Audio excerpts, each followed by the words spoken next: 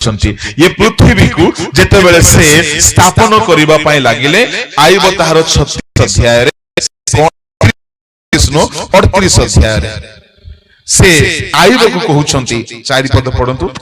जेतेबेले आम्भे पृथ्वीर भित्तिमूल स्थापन कलु सेतेबेले तुम्भे केउठारे थिलो। पृथ्वीर भित्तिमूल फाउंडेशन पकई निर्माण करा गला ता माने पृथ्वीर गोटे फाउंडेशन अछि पॉइंट टू बी नोटेड। ये पृथ्वीर फाउंडेशन तैयारी करा जायछि काहे कि पॉइंट टू बी नोटेड बोली कहउछि ये फाउंडेशन हल्ला बेळको प्रभु कौन कले। अच्छा आप कोरापुट अंचल रे निर्मल भाई कोरापुट अंचल रे घर तैयारी बेले को फाउंडेशन दिन किछि पूजा पूजा करंती कि नडिया कदली भांगंती सेरा तो अन्य संप्रदाय माने करंती। हम ख्रिस्टियन लोक माने कोन करंती प्रार्थना करंती गिरजा प्रार्थना करंती पाळको को डाकंती। एटा हम प्रभु ठरु शिखछु आमे प्रभु कौन कले पृथ्वीर भित्ति मूल स्थापन कला बेले को गुटे मेंढा को बलि कले। Praise the lord hallelujah.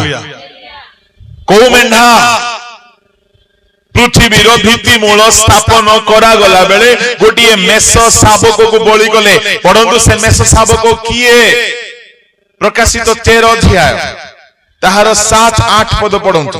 समस्त साधुक सहित युद्ध करिबाकू 8 पद पढ दियो मा। जो मानक नाम जगतर पतनाबधी बलिकृत मेष शाबक जीवन पुस्तक रे सुन जगतर पतनाबधी आकाश भाई टिक इंग्लिश रे को काढिबे ना रेवलेशन 13 वर्स 8 जगतर पतनाबधी बलिकृत मेष शाबकंक जीवन पुस्तक रे जहार नाम नाही। मो जडा कोछि मुंड ऊपर पळुछि कि तमे हां को कि नाइ को म तो कहबी आका एटा। Praise the lord hallelujah. बोलो यीशु महाराज की जय हालेलुया। इंग्लिश रे 8 only 8 And all that dwell upon the earth shall worship him, whose names are not written in the book of life of the Lamb slain from the foundation of the world. Lamb of God slain from the foundation of the world. Who is this Lamb of God? ए मेष शाबक किए एवारो जीशु ख्रीष्ट केबे बोली हेले जगतर भित्ति मूल स्थापन कला बेले मेष शाबक बोली हेले। सुनो सुनो सुनो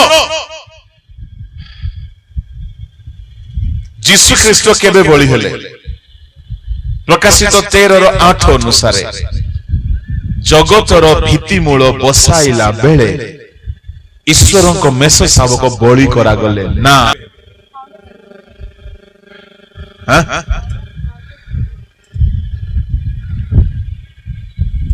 यदि फाउंडेशन पकैला बेले बलि हेले क्रूस काई की यंदुको क्रूस रे की सहेले क्रूस रे भी बलि हेले किंतु सुनंतु क्रूस रे जो बलि हेले ताहा गुटे शरीर को नहीं कि से बलि हेले रक्त झराइबा पाई बलि हेले जो रक्त रे ए पृथ्वीर समस्तंकर पाप क्षमा हेई पारिबो।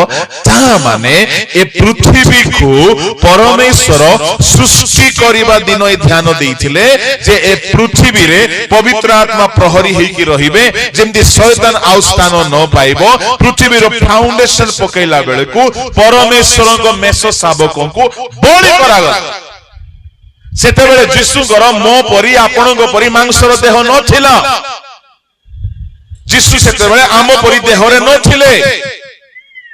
तेबे से की प्रकार बलि होइछंती ताहा गोटे आत्मिक बलिदान। बलि हेबार अर्थ कोन ए पृथ्वी पाई से बलि होइछंती जगतर पतनाबधी पतन बोली कहले फलेन नुह पतनाबधी बोली कहले इंग्लिश लिखा अछि from the foundation of the world पृथ्वी रो भित्ति मूल बसैला बेले जीसु को बलि करा गला। Praise the lord hallelujah. जीसुଙ୍କର से बलि ଯୀଶୁଙ୍କର ସ୍ପିରିଚୁଆଲ ବଳିଦାନ ଥିଲା। ସେ ପୃଥିବୀ ନିମନ୍ତେ ନିଜକୁ ଏ ପୃଥିବୀର ଫାଉଣ୍ଡେସନ ହେବା ଦିନ ହିଁ ଡେଡିକେଟ କରିଦେଇଥିଲେ, ନିଜକୁ ପୃଥିବୀ ପାଇଁ ସମର୍ପଣ କରିଦେଇଥିଲେ, ପୃଥିବୀ ପାଇଁ ବଳି କରିଦେଇଥିଲେ। ଶୁଣ ଶୁଣ ଶୁଣ, ବଳି ହେବା ପଶୁ ନିଜ ଇଚ୍ଛାରେ ଚାଲିପାରିବ, ଦୌଡ଼ି ପାରିବ, କଥା ହେଇପାରିବ, କିଛି କାମ କରିପାରିବ। ଏ ପୃଥିବୀ ପାଇଁ ବଳି ହୋଇଥିବା ଯୀଶୁ ଯିଏ ତାଙ୍କୁ ବଳି କଲେ ସେ ତାଙ୍କ ଇଚ୍ଛାରେ ବଞ୍ଚି ଆସୁଥିଲେ। କେବେଠାରୁ? ଏ ପୃଥିବୀର ଭିତ୍ତିମୂଳ ପଡ଼ିବା ଦିନ ଠାରୁ ଯୀଶୁ ବଳି ହେବାର ଅର୍ଥ ତାହା ସେ ପିତାଙ୍କ ଇଚ୍ଛା ସାଧନ କରି ଆସୁଥିଲେ କି ଦିନେ ଏ ପୃଥିବୀକୁ ସେ ଆସିବେ, ଶରୀରରେ ବଳି ହେବେ, କିନ୍ତୁ ସ୍ୱର୍ଗରେ ପୃଥିବୀର ଭିତ୍ତିମୂଳ ସ୍ଥାପନ ହେବା ଦିନ ଠାରୁ ସେ ପିତାଙ୍କ ଇଚ୍ଛା ସାଧନ କରି ଆସୁଥିଲେ। ଏଣୁକରି ଏବ୍ରୀ ତାର 10 ଅଧ୍ୟାୟ 3, 4, 5 ପଢିବ, ଲେଖା ଅଛି ସେଠାରେ, ହେ ପିତା ତୁମେ ମୋ ନିମନ୍ତେ ଗୋଟେ ଶରୀର ପ୍ରସ୍ତୁତ କରିଗଲ, ଯେଉଁ ଶରୀର ମୁଁ ହୋମ ବଳି ରୂପରେ ଉତ୍ସର୍ଗ କରିବି। ଟିକେ ପଢି ଦିଅନ୍ତୁ। କିନ୍ତୁ ସେହି ସବୁ ବଳିରେ ବର୍ଷକୁ ବର୍ଷ ପାପ ସ୍ମରଣ କରାଯାଏ, କାରଣ ବୃଷ ଓ ଛାଗର ରକ୍ତ ଯେ ପାପ ହରଣ କରିବ ଏହା ଅସମ୍ଭବ। ସେଥିପାଇଁ ଖ୍ରୀଷ୍ଟ ଜଗତକୁ ଆଗମନ କରି କହନ୍ତି, ବଳିଦାନ ଓ ନୈବେଦ୍ୟ ଓ ନ ଲୋଡ଼ି ମୋ ନିମନ୍ତେ ଏକ ଶରୀର ପ୍ରସ୍ତୁତ କଲ। ପୃଥିବୀରେ ଗୁଡାଏ ବଳିଦାନ ହେଉଥିଲା। ପିତା କହିଲେ ନାଇଁ ନାଇଁ ନାଇଁ, ସେ ସବୁ ଆଉ ଭଲ ଲାଗୁନାହିଁ, ଗୋଟିଏ ଦେହ ତିଆରି କରାଯାଉ। ଗୋଟେ ଦେହ, ମରିୟମର ଗର୍ଭରେ ଗୋଟେ ଦେହ ରେଡି କରାଗଲା। ସେ ଦେହକୁ ଯୀଶୁ ପିନ୍ଧିଲେ। ପ୍ରେଜ୍ ଦ ଲର୍ଡ। ମୋ ବାପା 5 ଦିନ ତଳେ ଚାଲିଗଲେ 16 ତାରିଖରେ। ତାଙ୍କ ଶରୀରକୁ ଦେଖି ବହୁତ ଲୋକ କାନ୍ଦୁଥାନ୍ତି, ଦୁଃଖ ତ ଲାଗେ, କିନ୍ତୁ ମୁଁ ଶୋକିତ ନୁହେଁ। ମନେ ପଡ଼ିଲେ ଦୁଃଖ ତ ଲାଗିବ। ମୁଁ ଭାଙ୍ଗି ନାହିଁ ବୋଲିକି ମୁଁ ଆଜି ସଭାକୁ ଆସିଲି। ଶରୀର ଆମେ ପିନ୍ଧିଛୁ ଯେତେ ଏଠାରେ ଅଛ। ଆପଣ ଏ ଦେହ ନୁହନ୍ତି। 2 କରିନ୍ଥୀ 5 ଅଧ୍ୟାୟ ପଢ ନାହିଁ 5 ଅଧ୍ୟାୟ ଘରେ ଯାଇକି ପଢ। ଆମେ ଗୋଟେ ତମ୍ବୁକୁ ପିନ୍ଧିଛୁ, ଏ ତମ୍ବୁ ଛାଡ଼ିକି ପଳେଇବୁ ଆମେ। ହେଲେ ସେ ଦେହକୁ ମୋର ବାପା ବୋଲି କାନ୍ଦିଲେ ହବ କି? ନାଇଁ, ଆମେ ଏ ତମ୍ବୁ ତ୍ୟାଗ କରିବା, ଏ ଦେହକୁ ତ୍ୟାଗ କରିବା। ତେବେ ଯୀଶୁ ଖ୍ରୀଷ୍ଟ ଗୋଟେ ଦେହକୁ ପିନ୍ଧିଲେ। ସେ ଆତ୍ମା ରୂପୀ ଈଶ୍ୱର, ଆତ୍ମାରେ ସେ ବଳି ହୋଇଥିଲେ। କେବେ ବଳି ହୋଇଥିଲେ? ପୃଥିବୀର ଭିତ୍ତିମୂଳ ସ୍ଥାପନ କରିବା ଦିନ ବଳି ହୋଇଥିଲେ। ତାଙ୍କୁ ଗୋଟେ ଦେହ ଦିଆଗଲା, ସେ ଦେହ ପିନ୍ଧିକି ଆସିଲେ, ଆଉ ସେ ଦେହକୁ ନେଇକି କ୍ରୁଶରେ ବଳି କଲେ। କାହିଁକି? ଦେହ ନହେଲେ ରକ୍ତ ଝରିବ ନାହିଁ। ଯୀଶୁଙ୍କର ବଳିଦାନ 2 ଥର ହେଇଛି। ଜଗତର ଭିତ୍ତିମୂଳ ସ୍ଥାପନ ସମୟରେ ସେ ଆତ୍ମିକ ଭାବରେ ବଳି ହେଲେ, ଅର୍ଥାତ୍ ପିତାଙ୍କ ଇଚ୍ଛା ସାଧନ କରିବା। ମରିଥିବା ପଶୁ ନିଜ ଇଚ୍ଛା କରିପାରେ ନାହିଁ। ହେ ପ୍ରଭୁ, ମୁଁ ଭୂତ ଛଡାଇଲି, ମୁଁ ଭାବବାଣୀ କହିଲି, ମୁଁ ରୋଗ ସୁସ୍ଥ କଲି, କିନ୍ତୁ ପ୍ରଭୁ କହିବେ ତୁ ତ ମରିନାଉ ରେ ବାପା, ତୁ ବଳି ହୋଇନାଉ। କାହିଁକି? ସେ ବଳି ହୁଏ, ସେ ପିତାଙ୍କ ଇଚ୍ଛା ସାଧନ କରେ। ନିଜ ଇଚ୍ଛା ସେ କରିପାରେ ନାହିଁ। ସେବା କାର୍ଯ୍ୟର ସଫଳତା ହେଉଛି ପିତାଙ୍କ ଇଚ୍ଛା ସାଧନ। ଯୀଶୁ ଖ୍ରୀଷ୍ଟ ଜଗତର ଭିତ୍ତିମୂଳ ସ୍ଥାପନ କରିବା ଦିନ ଠାରୁ ପିତାଙ୍କ ଇଚ୍ଛା ସାଧନ କରି ଆସୁଥିଲେ। ତାହାକୁ ସେଠାରେ ବର୍ଣ୍ଣନା କରାଯାଇଛି। ସେ ପୃଥିବୀ ନିମନ୍ତେ ପିତାଙ୍କ ଇଚ୍ଛା ସାଧନ କରିବା ପାଇଁ ସେ ପୃଥିବୀକୁ ଆସିଲେ। ପୃଥିବୀର ଫାଉଣ୍ଡେସନ ପକାଯିବା ଦିନ ସେ ବଳି ହେଲେ, ନିଜ ଇଚ୍ଛାକୁ ମାରିଲେ, ପିତାଙ୍କ ଇଚ୍ଛା ନିମନ୍ତେ ସମର୍ପିତ ହେଲେ। ଏ ପୃଥିବୀ ଏତେ ଶସ୍ତା ଜିନିଷ ନୁହଁ। ଯେଉଁ ପୃଥିବୀରେ ଆମେ ବସବାସ କରୁଛୁ, ଏ ପୃଥିବୀର ଭିତ୍ତିମୂଳ ସ୍ଥାପନ କରାଗଲା ବେଳେ ମେଷ ଶାବକ ବଳି ହେଲେ। ଖାଲି ବଳି ହେଇନାହାନ୍ତି, କୋଏର ଟିମ୍ ଗୀତ ବି ଗାଇଲେ, ମେସ୍ତ୍ରୀ ମାପ ବି ମାପିଲା। ପଢନ୍ତୁ 38 ଅଧ୍ୟାୟ ହେବ 5 ପଦ, 4-5 ମିଶାଇକି ପଢ। ଯେତେବେଳେ ଆମ୍ଭେ ପୃଥିବୀର ଭିତ୍ତିମୂଳ ସ୍ଥାପନ କଲୁ, ସେତେବେଳେ ତୁମ୍ଭେ କେଉଁଠାରେ ଥିଲ? ବୁଦ୍ଧି ଥିଲେ ବୁଝାଇ ଦିଅ। ତୁମ୍ଭେ କି ଜାଣ କିଏ ତହିର ପରିମାଣ ନିରୂପଣ କଲା, ଅବା କିଏ ତହି ଉପରେ ପରିମାପକର ଯୋଉ ପ୍ରସାରିଲା ତାହା ମାନେ ପୃଥିବୀକୁ ମାପି କରିକି ସେ ତିଆରି କରିଛନ୍ତି। ପରିମାପକ ରଜୁ ଦୌଡ଼ି ପକା ହେଲା, ଏତିକି ଲମ୍ବା ହେବ, ଏତିକି ଚଉଡା ହେବ ବୋଲିକି ମାପ ଜୁପ କରିକି ଏ ପୃଥିବୀକୁ ତିଆରି କଲେ। ଫାଉଣ୍ଡେସନ ଦିନ ବଳିଦାନ କରାଗଲା। ତାପରେ ପୁଣି କଣ ହେଇଛି ପଢନ୍ତୁ। କାହା ଉପରେ ତହିର ଭିତ୍ତିମୂଳ ଦୃଢୀକୃତ ହେଲା ଅବା ପ୍ରଭାତୀୟ ନକ୍ଷତ୍ର ଗଣ ଏକ ସଙ୍ଗେ ଗାନ କରିବା ବେଳେ ଓ ପରମେଶ୍ୱରଙ୍କ ସନ୍ତାନ ଗଣ ଆନନ୍ଦରେ ଜୟଧ୍ୱନି କରିବା ବେଳେ କିଏ ତହିର କୋଣ ପ୍ରସ୍ତର ବସାଇଲା? ପୃଥିବୀର କୋଣର ପ୍ରସ୍ତର ବସା ଯାଇଛି। ବାପରେ, ପୃଥିବୀର ଭିତ୍ତିମୂଳ ବସା ଯାଇଛି। ଭିତ୍ତିମୂଳ ବସାଇଲା ବେଳକୁ ବଳି କରାଗଲା। କୋଣର ପ୍ରସ୍ତର ବସାଇଲା ବେଳକୁ ଗୀତ ଗାଇଲେ। କିଏ ଗାଇଲେ? ଦୁଇ ଗୋଟି ଟିମ୍। କଣ କଣ ଟିମ୍? ଗୋଟିଏ ହେଲା ମର୍ଣ୍ଣିଂ ଷ୍ଟାର୍ସ। ଇଂଲିଶ ରେ ମର୍ଣ୍ଣିଂ ଷ୍ଟାର ଲେଖା ଅଛି। ଏମାନେ ଗୀତ ଗାଇଲା ବେଳକୁ କୋଣର ପ୍ରସ୍ତର ସ୍ଥାପନ କରାଗଲା। ଏମାନେ ସନ୍ସ ଅଫ ଗଡ, ପରମେଶ୍ୱରଙ୍କ ପୁତ୍ର, ଏମାନେ ଆନନ୍ଦ ଜୟଧ୍ୱନି କଲେ। ଜୟଧ୍ୱନି କଲେ। ଆଚ୍ଛା ଆଚ୍ଛା, ଶୁଣ ଶୁଣ ଶୁଣ ଶୁଣ, ଜୟଧ୍ୱନି ପରେ ଆସିଥାଏ ଯୁଦ୍ଧ ପାଇଁ ଜାଣିଛନ୍ତି। ମେଷ ଶାବକ ବଳି ହେଇ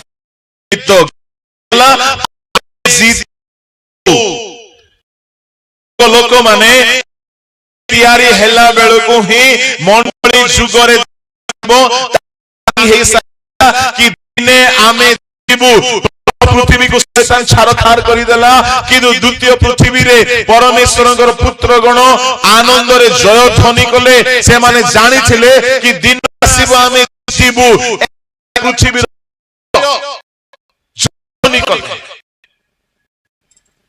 ପ୍ରଭୁଙ୍କ ନାମର ଧନ୍ୟବାଦ ହେଉ। ଏ ଦ୍ୱିତୀୟ ପୃଥିବୀ 6 ଦିନ ଲାଗିଥିଲା ତିଆରି କରିବା ପାଇଁ। ଯୋଉ ଆମେ ଆଦି ପୁସ୍ତକ 1-3, 4-5 2-4 ଯାଏ ଦେଖ। ଏଟା ଦ୍ୱିତୀୟ ପୃଥିବୀ। ଆଚ୍ଛା, ଏ ପୃଥିବୀ ଜଳ ଭିତରୁ ଯେହେତୁ ବାହାରିଛି, ପୃଥିବୀ ଜଳପୂର୍ଣ୍ଣ ଥିଲା, ଜଳରୁ ବାହାରିଛି। ଏ ପୃଥିବୀ କେବେ ନଷ୍ଟ ହେଲା? ନହଙ୍କ ସମୟରେ ନଷ୍ଟ ହେଇଗଲା। ପରନ୍ତୁ ପ୍ରଭୁ କହିଲେ ନାହିଁ କି 6:13 ସେଟା ପଢ ନାହିଁ, ଆମେ ପୃଥିବୀକୁ ନଷ୍ଟ କରିବା। ଏ ଦ୍ୱିତୀୟ ପୃଥିବୀ, ଯୋଉ ପୃଥିବୀର ଇନଚାର୍ଜ ଆଦମ ହବା ଥିଲେ, ଏ ପୃଥିବୀ ଜଳ ପ୍ଲାବନରେ ନଷ୍ଟ ହେଇଗଲା। ଦ୍ୱିତୀୟ ପିତର ତାହାର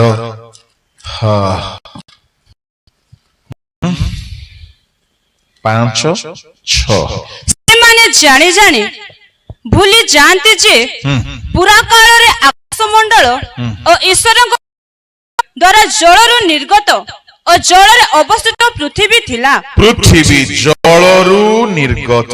ନିର୍ଗତ ବୋଲି କହିଲେ କଣ? ବାହାରିଥିଲା। ପ୍ରେଜ୍ ଦ ଲର୍ଡ। ଆଉ ଜଳ ଉପରେ ଅବସ୍ଥିତ। ଆଚ୍ଛା, ଜଳରୁ ବାହାରିଥିଲା। ପ୍ରଭୁ ଜଳରୁ ବାହାର କରିଥିଲେ ଏ ଦ୍ୱିତୀୟ ପୃଥିବୀକୁ। ଜଳ ଉପରେ ଠିଆ ହେଇଥିଲା, ହଁ କି ନାହିଁ? ଆଚ୍ଛା, କେମିତି ନଷ୍ଟ ହେଲା? ପଢ। ଆଉ ତଦ୍ୱାରା ସେହି କାଳର ଜଗତ ଜଳରେ ପ୍ଲାବିତ ହୋଇ ବିନଷ୍ଟ ହେଲା। ଓହୋ, ଏ ଦ୍ୱିତୀୟ ପୃଥିବୀ ଜଳରୁ ନିର୍ଗତ ହୋଇଥିଲା, ଜଳରେ ସ୍ଥଗିତ ହୋଇକି ଥିଲା, ଆଉ ଜଳରେ ବିନଷ୍ଟ ହେଇଗଲା। ଏଟା କେତେ ନମ୍ବର ପୃଥିବୀ ଜଳରେ ବିନଷ୍ଟ ହେଲା? ଜୋରେ। ଆଚ୍ଛା, 2 ନମ୍ବର ପୃଥିବୀ ନହ ସମୟରେ ଜଳରେ ବିନଷ୍ଟ ହେଇଗଲା। ଆଚ୍ଛା, ତାହେଲେ ତା ତଳକୁ ପଡୁଛି। ପୁଣି ଏହି ବର୍ତ୍ତମାନ ଆକାଶମଣ୍ଡଳ ଓ ପୃଥିବୀ, ଏଟା କେତେ ନମ୍ବର ପୃଥିବୀ? କେତେ ନମ୍ବର? এই বর্তমান আকাশ মন্ডল পৃথিবী নহঙ্গ পর সমঠারু আজি যায় আমি যে পৃথিবীরে অছু এটা কেতে নম্বর পৃথিবী? জোরে 3 নম্বর পৃথিবী। এই পৃথিবী জলরে নষ্ট ହେବ নাই। কেমতি নষ্ট ହେବ পড়ন্তু। পুଣି ଏହି ବର୍ତ୍ତମାନ ଆକାଶମଣ୍ଡଳ ଓ ପୃଥିବୀ ସେହି ବାକ୍ୟ ଦ୍ୱାରା ଅଧାର୍ମିକ ଲୋକମାନଙ୍କର ବିଚାର ଓ ବିନାଶର ଦିନ ପର୍ଯ୍ୟନ୍ତ ପୃଥିବୀ ବୋଲି ତିନି ଥର ପ୍ରଭୁ ଡାକିବାର ଅର୍ଥ ପ୍ରଥମ ପୃଥିବୀ, ଦ୍ୱିତୀୟ ପୃଥିବୀ, ତୃତୀୟ ପୃଥିବୀ। ପୃଥିବୀ ଶୈତାନ କରିବାରୁ ନଷ୍ଟ ହେଲା, ଦ୍ୱିତୀୟ ପୃଥିବୀ ମଣିଷର ମାନଙ୍କର ଦୌରାତ୍ମ୍ୟ ହେତୁରୁ ନଷ୍ଟ ହେଲା, ତୃତୀୟ ପୃଥିବୀ ମଧ୍ୟ ପାପ ହେତୁରୁ ଅଗ୍ନିରେ ନଷ୍ଟ ହେବାକୁ ଯାଉଛି। ଯୀଶୁ ଆସିବେ, ଶୁଣନ୍ତୁ ଧ୍ୟାନରେ, ଏ ପୃଥିବୀରେ 1000 ବର୍ଷ ପାଇଁ ଏ ପୃଥିବୀକୁ ସେ ରିନୋଭେସନ କରିବେ। ସେଇଟା ହେଲା ନୂତନ ପୃଥିବୀ। ଏ ପୃଥିବୀକୁ 1000 ବର୍ଷ ପାଇଁ ଏବେ ଯୋଉ ପ୍ରକାର ଆମେ ବାକ୍ୟରେ ଦେଖୁଛୁ, ଏ ପୃଥିବୀଟା ବିନଷ୍ଟ ହେଇଯିବ। କେମିତି ବିନଷ୍ଟ ହେବ ମୁଁ ଆପଣଙ୍କୁ ଗୋଟେ ପଦ ପଢେଇ ଦେବି। ଆଜି ହୁଏତ ପ୍ରଭୁଙ୍କ ଦାସ ତାହା କହିପାରନ୍ତି ନା, ଅଗ୍ନି ନିମନ୍ତେ ରକ୍ଷିତ ହୋଇଅଛି ବୋଲି କୁହାଗଲା। ଆଚ୍ଛା, ତା ତଳକୁ ପଡି ଚାଲ ଝିଅ, ପୃଥିବୀ କଣ ହେବ? କିନ୍ତୁ 10 ପଦ ପଢି ଦିଅ। ପ୍ରତିଦିନ ଚୋରର ପରି ଉପସ୍ଥିତ ହେବ, ସେହି ଦିନ ଆକାଶମଣ୍ଡଳ ମହାଶବ୍ଦ ସହ ଲୋପ ପାଇବ, ପୁଣି ମୌଳିକ ବସ୍ତୁ ସବୁ ପ୍ରଚଣ୍ଡ ଉତ୍ତାପରେ ତରଳି ଯିବ ଏବଂ ପୃଥିବୀ ଓ ତନ୍ମଧ୍ୟସ୍ଥ ମନୁଷ୍ୟକୃତ ବସ୍ତୁ ସବୁ ଦଗ୍ଧ ହେବ।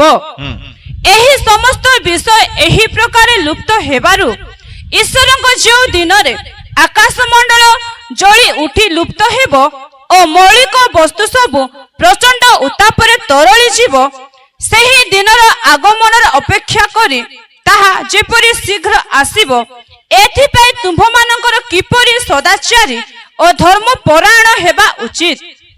ଆମ୍ଭେମାନେ ତାହାଙ୍କ ପ୍ରତିଜ୍ଞା ଅନୁସାରେ ଗୋଟିଏ ନୂତନ ଆକାଶମଣ୍ଡଳ ଓ ନୂତନ ପୃଥିବୀର ଅପେକ୍ଷାରେ ଅଛୁ, ଯାହା ଧାର୍ମିକତାର ଆବାସ ସ୍ଥଳ ହେବ। ଗୋଟିଏ ନୂଆ ପୃଥିବୀର ଅପେକ୍ଷାରେ ଅଛୁ, ତା ମାନେ ଶୁଣନ୍ତୁ, 3 ନମ୍ବର ପୃଥିବୀ ନଷ୍ଟ ହେବ। କେମିତି ନଷ୍ଟ ହେବ ସେଇ ପଦରେ ଆମେ ଦେଖିବାକୁ ପାଉଛୁ। ଶୁଣନ୍ତୁ, ମୋ ଆଡକୁ ଧ୍ୟାନ ଦିଅନ୍ତୁ। ମୌଳିକ ବସ୍ତୁ ସବୁ ପ୍ରଚଣ୍ଡ ଉତ୍ତାପରେ ତରଳିଯିବ, ପୃଥିବୀ ତନ୍ମଧ୍ୟସ୍ଥ ବସ୍ତୁ ସବୁ ଅଗ୍ନିରେ ଦଗ୍ଧ ହେବ। ଏ ବର୍ତ୍ତମାନର ପୃଥିବୀ ପ୍ରଚଣ୍ଡ ଉତ୍ତାପରେ ତରଳିଯିବ। କେମିତି ତରଳିଯିବ? Nuclear bomb.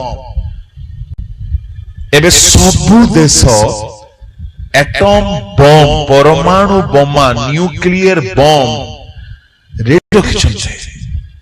ଯଦି ପାକିସ୍ତାନରେ ପରମାଣୁ ବୋମା ପଡିଲା, ମନେ କର ଆମ ଭାରତର ଲୋକମାନେ ବିକଳାଙ୍ଗ ହେଇଯିବେ। ମାନେ ଯୋଉ ଦେଶରେ ପରମାଣୁ ବୋମା ପଡିବ, ସୂର୍ଯ୍ୟ ଆସିକି ପଡିଗଲେ ଯେମିତି ଛାରଖାର ହେଇଯିବେ, ସେମିତି ହେଇଯିବ। ଆମ ଦେହର ମାଂସ ଖସି ପଡିବ, ହାଡ ବିଳିଯିବ। ଏତେ ଭୟଙ୍କର ପରମାଣୁ ବୋମାର ପ୍ରଚଣ୍ଡ ଉତ୍ତାପରେ ପୃଥିବୀ ତରଳିବ। ଏ ମଣିଷ ମାନଙ୍କ ହେତୁରୁ ହିଁ ଦ୍ୱିତୀୟ ପୃଥିବୀ, ତୃତୀୟ ପୃଥିବୀ ନଷ୍ଟ ହେବାକୁ ଯାଉଛି। ଆଉ ବିଶ୍ୱ ଯୁଦ୍ଧର ସମୟ ହେବ ତାହା, ଯେତେବେଳେ ପୃଥିବୀ ପରମାଣୁ ବୋମାର ବିସ୍ଫୋଟରେ ପୁରା ଛାରଖାର ହେଇଯିବ। ଅର୍ମିଗେଦନର ଯୁଦ୍ଧରେ ସମୟ ନାହିଁ ସେ ସବୁ କହିବା ପାଇଁ। ଆଉ ବୁଝିବା ପାଇଁ ଟିକେ ପାଠ ପଢିଥିବା ଲୋକ ଦରକାର, ଯୋଉମାନେ ବାଇବଲ ପଢିଥିବେ। ସମସ୍ତେ ବୁଝିପାରିବେ ନାହିଁ। ଅର୍ମିଗେଦନର ଗୋଟେ ଯୁଦ୍ଧ ହେବ, ତାହା ବିଶ୍ୱ ଯୁଦ୍ଧ ଅଟେ। ପୃଥିବୀ ପ୍ରଚଣ୍ଡ ଉତ୍ତାପରେ ଜଳି ପୋଡିକି ନଷ୍ଟ ହେଇଯିବ, ଅଗ୍ନିରେ ନଷ୍ଟ ହେଇଯିବ। ସେତେବେଳେ ପ୍ରଭୁ ଯୀଶୁ ଖ୍ରୀଷ୍ଟ ଆଗମନ କରିବେ। ଶୁଣନ୍ତୁ, ତାହା ରାପଚର ନୁହଁ, ତାହା ସେକେଣ୍ଡ କମିଂ। ଆସିବେ, ଏ ପୃଥିବୀରେ ତାଙ୍କ ଚରଣ ଥୁଆଯିବ। ଜିଖରୀୟ ପୁସ୍ତକ ବାହାର କରନ୍ତୁ, ସେ ପୃଥିବୀରେ ପାଦ ରଖିବେ। ଜିଖରୀୟ ପୁସ୍ତକରେ ଜିଖରୀୟ ଭାବବାଦୀ ତାହା ପ୍ରକାଶ କରିଛନ୍ତି। ତାଙ୍କ ଚରଣ ଜୈତୁନ ପର୍ବତରେ ଥୁଆଯିବ। ସେ ଜୈତୁନ ପର୍ବତରେ ଆପଣାର ଚରଣ ଥୋଇବେ। ପଢନ୍ତୁ 14 ଅଧ୍ୟାୟ ତାର 4 ପଦ। ପୁଣି ସେଦିନ ପୂର୍ବ ଦିଗରେ ଜେରୁସାଲେମର ସମ୍ମୁଖସ୍ଥ ଜୈତୁନ ପର୍ବତରେ ତାହାଙ୍କର ଚରଣ ଥୁଆ ହେବ। 14 ର 1 ପଢନ୍ତୁ।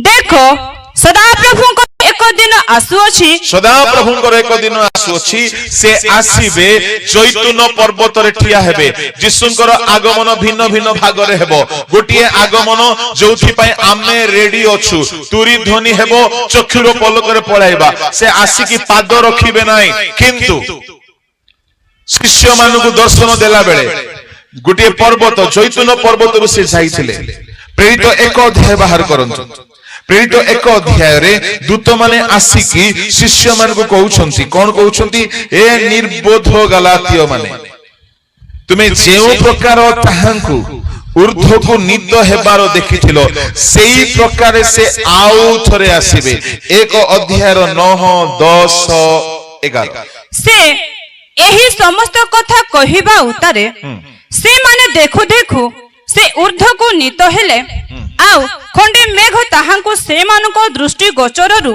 घेनी गला से जाओ जाओ से माने आकाश आड़कु एक दृष्टि रे चाहि अछंती एपरि समय रे देखो शुक्ल वस्त्र परिहित दुई जण पुरुष से मानको निकट को उपस्थित हेले पुणी से माने कहिले हे गालिलियो लोके काहेकि तुम्हे माने आकाश आड़कु चाहि ठिया होयछ एही जो यीशु तुम्भ मानक निकटरु स्वर्ग रे गृहीत हेले ताहांको तुम्हे माने जो प्रकार स्वर्ग को जीवार देखिलो से सही प्रकार आगमन करिवे ए उतारे से माने जित नामक पर्वतरु जेरूशलेम को बाहुडी आसिले यीशु केउ पर्वतरु जाइथिले आओ जिखरियो 14 रो 4 रे केउ पर्वत रे चरण थुआ जीवो जित पर्वत रे मेघ हेकी गले मेघ हेकी आसीबे जित पर्वत रु गले जित पर्वत रे आसीबे प्रभु को लोक माने जेते बेले तृतीय विश्व युद्ध हेबो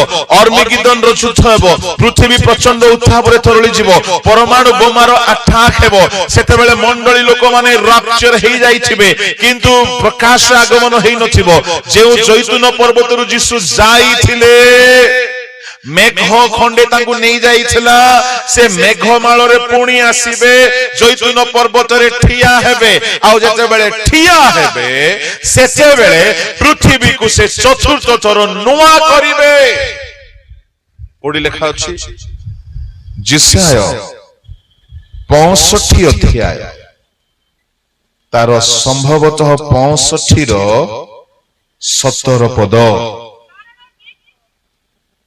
आम्भे नूतन आकाश मंडल और नूतन पृथ्वी सृष्टि करू और पूर्व कालर विषय सब स्मरण कराजिबो नाही किबा मन रे पड़िबो नाही मात्र जहा आम्भे सृष्टि करू सुनो एई जो पृथ्वी आसी कि से सृष्टि करिवे ए पृथ्वी 1000 वर्ष पई ए पृथ्वी रे कोन हेबो जानि छंती ए पृथ्वी रे केई कांदीबे नाही 19 पदर लेखा अछि ए पृथ्वी रे रोदन रो शब्द सुभा जीव नै अल्प दिन रो शिशु मरिबा को चाहिले भी मरण आसीबो नै कम से कम 100 वर्ष बंचिबो 20 पदर लेखा अछि तापर लेखा अछि लोक माने घर तयारी करिवे केही चोरी करिवे नै 22 पदर लेखा अछि से मानकर फल से माने भोग करिवे से मानकर आयुष वृक्षर आयुष तुल्य हेबो आओ तापर लेखा अछि कोन कि 24-25 पदरे केंदुआ बाघ मेंढा छुआ एकत्र चरिबे सिंह काहाकू खाइबो नै बाघ काहाकू खाइबो नै साप काहाकू कामुडिबो नै ए पृथ्वी रे प्रभु यीशु राजा हेबे आ आमे ताहांकर प्रजा हेबा स्वर्गरु दूत माने आसीबे पितर पाउलो जोहन जाकुब आसीबे आपण माने मध्य जदी आगमन रे जाइथिबे आपण माने भी आसीबे 1000 वर्ष पई पृथ्वी रे राजत्व करिवे ए पृथ्वी रे शैतान को बांधी करी पाताल कुंडरे जेल करा जिवो ए पृथ्वी रे आउ से न थिबो आ रोग रहिबो नै दुख रहिबो नै शोक रहिबो नै मृत्यु रहिबो नै क्रंदन रहिबो नै पाप रहिबो नै ए पृथ्वी रो राजा प्रभु यीशु 1000 वर्ष पई हेबे एटा हैला चतुर्थ पृथ्वी प्रेज द लॉर्ड हालेलुया न बुझिबा लोक कोंतो हालेलुया मु जाने समस्त को एटा मुंड रे पसु नै हो किछि लोक को तो पसुची ना काम आसीबो परे काहे कि मु केबे हेले गुडा कहिबा को सुजोग पाउने सब बेले मन परिवर्तन करो कहि कहि कहि कहि आमे परिवर्तन हेइ गलु सिना ए सुनवा लोग जाको हेउ नांती बोलो यीशु मसीह की प्रेज द लॉर्ड ए पृथ्वी 1000 वर्षर वैलिडिटी थिबा पृथ्वी केते बढ़िया हेबो से पृथ्वी रे केते वर्ष बंचिबा हमें 1000 वर्ष मनुष्यर आयुष पुनी गच्छ परी अच्छा को पिला माने बेसी फिटनेस प्रेमी वॉकिंग करंती जॉगिंग करंती रनिंग करंती बेसी वर्ष बंचिबा पाई हाथ उठाओ टिके उठाओ उठेबे नहीं ठीक अछि छाड़ो ताले कोई भी नहीं मो प्रेज द लॉर्ड घोड़ा बेसी फिट थाए केते वर्ष बंचे अल्प वर्ष 100 वर्ष भी बंचे नहीं से अजगर साप सोई थाए 1000 वर्ष बंचे प्रेज द लॉर्ड मनुष्यर आयुष प्रभु जेबे नेबा को चाहिए कई अटकई पारिबो नहीं मो बापा सोई थिले मरी गले सुगर नहीं बीपी नहीं हार्ट प्रॉब्लम नहीं कोलेस्ट्रॉल नहीं भेंडिया लोक परी आखी मु चश्मा पिंदुची तांकर चश्मा लागी नहीं मो चुटी पाची जाइछे तांकर पाची नहीं मो चुटी झोडुची तांकर झोडु नहीं मु एमती कले पूरा चंद्र बिंदु देखा जाउची तांकर देखा जाउ नहीं से चली गले सोई थिले मरी गले मु कहिबा पई कोन चाहे ए दुनिया रे हमर आयुष बेसी नहीं किंतु जदि चतुर्थ पृथ्वी रे आमे स्थान पाइबा के स्थान पाइबो जानि छंती जो माने यीशुଙ୍କ सहित विवाह करि सारी थिबे से माने आसी के पृथ्वी रे 1000 वर्ष राजत्व करिवे एबे सरपंच एमएलए एमपी 5 बरस पई टणा ओटरा होछंती हमर साम्राज्य 1000 वर्ष रो सिंहासन रहिबो आ विदाउट अपोजिट पार्टी रहिबो खाली ताली मारले हेबो नाही परिवर्तन भी हेबार अछि हालेलुया प्रेज द लॉर्ड ए 1000 वर्ष परे पाताल कुंडरू शैतान को पुणी टिके खोली दिया जीवो खोली देउ देउ से तार उत्पात बुद्धि छाड़िबो नै से पुणी हिटलर जेमति द्वितीय विश्व युद्ध पय रेडी हला सेमति तार दळ बळ सैन्य सामंत नै कि आ गुटे युद्ध करिबो ईश्वरक सहित एथर हमें हरेबो भोटरे बोइला परी आ गुटे युद्ध करिबो से युद्धर नाम होची गोग मागोग से युद्ध रे परमेश्वर अपना नाकर निश्वास द्वारा ताको संहार करिवे से जळी पड़ी कि नष्ट हो जाय ताहा परे विचार हेबो विचार हैला परे ए चारि प्रकार रो पृथ्वी आउ देखा जीव नै लोप पाई जीव तापरे गोटे नूतन आकाश मंडल नूतन पृथ्वी स्वर्ग रे परमेश्वर हमन को वासस्थान कराइबे प्रेज द लॉर्ड से पृथ्वी रे ना शैतान थिबो ना रोग थिबो ना दुख थिबो ना कष्ट थिबो